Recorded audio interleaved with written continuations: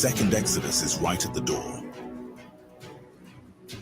Just like the first Exodus happened in Egypt during the time of Moses, after the Bantu rebelled against the Most High, the Bantu went into idolatry, worshipped foreign gods and left their first love.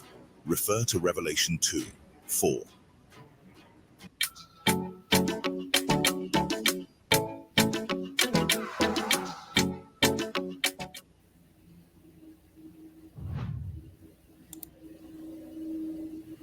The Most High called upon Moses to lead out the children of Jacob, out of Egypt.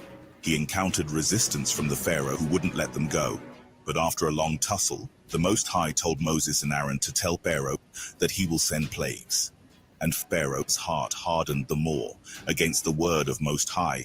But eventually he sent the 10 plagues that tormented all Egyptians for some time until it came to Passover, when the Most High instructed his people to apply blood from goat on their doorposts, so that at night an angel of death would kill all the firstborns of the Egyptians.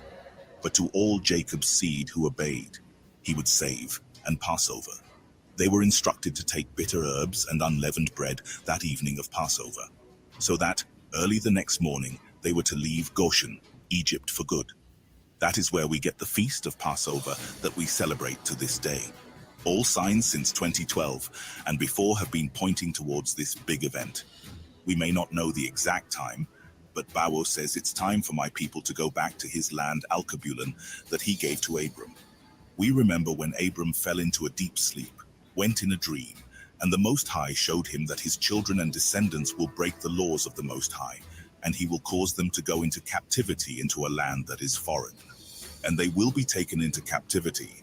Mothers, fathers, and children will be delivered to a foreign people, and they will be tormented for 400 years, where they will endure the killings, rape, and lynching, and all horrible things will endure, for you are my people.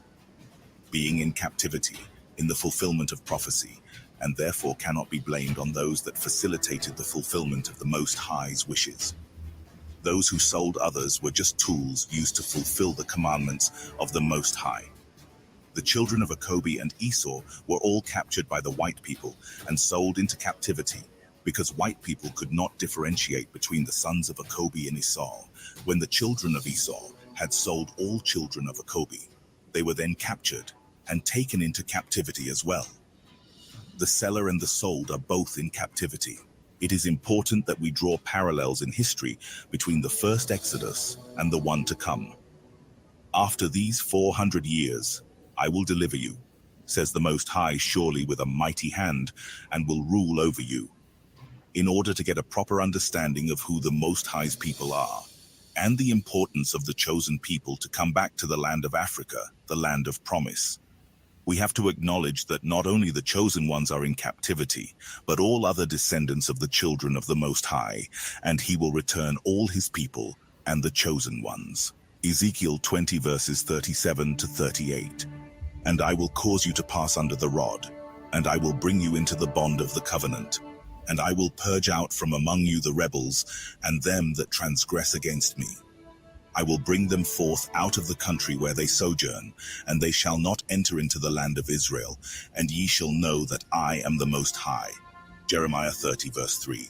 For lo, the days come, saith the Most High, that I will bring again the captivity of my people Israel and Judah, saith the Most High. And I will cause them to return to the land that I gave to their fathers, and they shall possess it. And these are the words that the Most High spoke concerning Israel and concerning Judah. For thus saith the Most High, we have heard a voice of trembling, of fear, and not of peace. Ask ye now and see whether a man doth travail with child. Wherefore do I see every man with his hands on his loins, as a woman in travail, and all faces are turned into paleness. Alas, for that day is great, so that none is like it. It is even the time of Jacob's trouble, but he shall be saved out of it. For it shall come to pass in that day, saith the Most High of hosts, that I will break his yoke from off thy neck, and will burst thy bonds. And strangers shall no more serve themselves of him, but they shall serve the Most High their God, and David their king, whom I will raise up unto them. Therefore fear thou not, O my servant Jacob, saith the Most High, neither be dismayed, O Israel. For lo, I will save thee from afar, and thy seed from the land of their captivity. And Jacob shall return, and shall be in rest and be quiet, and none shall make him afraid. In history, there has never been a people who have gone through so much oppression and hatred than the black people scattered to the four corners of the world. That is why racism exists to this day. It is a political tool, human construct, and ideology to put the melanated people under perpetual control through hatred. The machine was put in place to oppress him. Many activists in history tried to speak against it, like Marcus Garvey, Bob Marley, Martin Luther King Jr., and Malcolm X, among many others, but were silenced and assassinated. The white people have put systems in place to continuously enslave and keep black people in colonization, and it's no longer physical.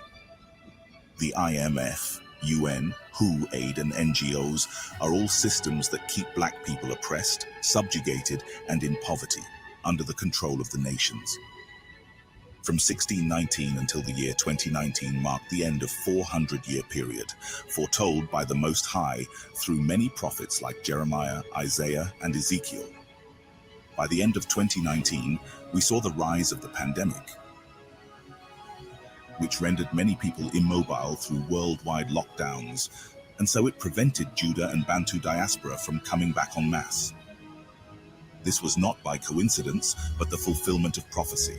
Do extensive research and you will see the facts.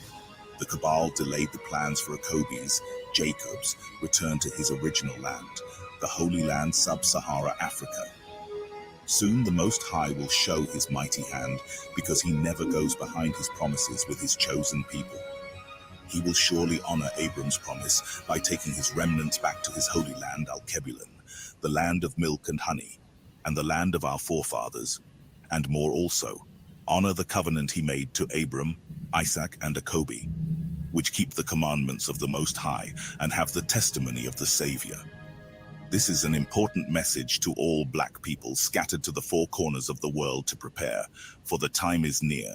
Remember to study the word, so that you may stand approved. 2 Timothy 2 verse 15. That is all for now. Thank you for watching. See you on the next one.